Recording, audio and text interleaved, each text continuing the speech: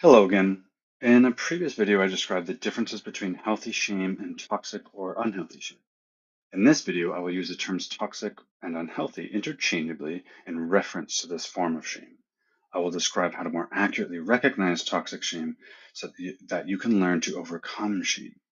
The first step to any sort of emotional awareness and in developing increased emotional intelligence is to become aware of your emotions and how they play a role in your life and how they ultimately impact you in the moment. So I hope that at most this video can provide some topics for further reflection and exploration. So how to recognize toxic shame.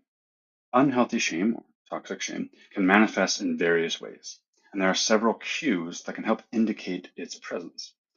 One particular way of discerning unhealthy shame from healthy shame is that unhealthy shame, when it comes up, will feel sticky. You'll feel like it sticks around for longer than is helpful. This is more likely to indicate that it's unhealthy. When shame or any other emotion functions in an adaptive manner, it feels more fluid, transient, and able to be transformed. So below are some examples of cognitive, behavioral, emotional, and physiological criteria that can be used to recognize toxic shame. Cognitive or kind of thinking cues. So negative self-talk. Someone with unhealthy shame may engage in self-criticism and harsh judgment towards themselves. They'll often use negative language and focus on their own perceived flaws or weaknesses. They may catastrophize. So this refers to an exaggerated and irrational way of thinking about something that is actually much worse than it actually is. It results in sort of imagining the worst case scenario. They may fall into thinking traps like black and white thinking, also known as all or nothing thinking. This refers to the tendency to see things in absolute terms, so there's no gray areas. So they may sort of see themselves or others as either completely good or completely bad, without acknowledging any other sort of subtle cues and differences. Some behavioral ways of sort of recognizing unhealthy shame is avoidance. So a person with unhealthy shame will often avoid situations that they think might be potentially embarrassing or belittling, even though it actually could be a helpful situation for them. Defensiveness. They may engage in defensive behaviors and deny that they have any issues and become a little bit irritable or aggressive when others maybe sort of give them feedback. Perfectionism. They may feel intense pressure and sort of and an unhealthy shame when they're trying to complete tasks. And so they try and overcome that and compensate by trying to make everything perfect, trying to avoid those feelings.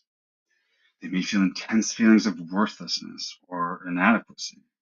We feel this in situations when they really haven't done anything wrong. They'll likely experience feelings of anxiety. Unhealthy shame can lead to intense feelings of anxiety or fear of being judged by others. Also, depression can manifest as a result of chronic feelings of hopelessness, helplessness, and inadequacy. So here's some physiological cues to recognizing unhealthy shame. Blushing. This is a physiological response to feelings of embarrassment or shame. A rapid heartbeat.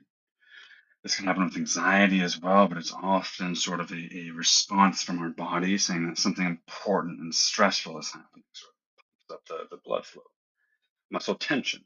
You might have sort of muscle tension throughout the whole body, or the opposite, feeling heavy and flaccid and weak in the limbs, perhaps with like a sinking feeling in the lower abdomen, an overall heavy feeling with the general impulse is to sort of sink to the ground, look down, and so by recognizing all these different types of cues for unhealthy shame, this can help yourself when you become aware of any of these things to at least sort of become conscious of it, to recognize, oh, maybe this is a state or a feeling of unhealthy shame, because that's the first step, becoming aware that unhealthy shame might be occurring for you in the moment.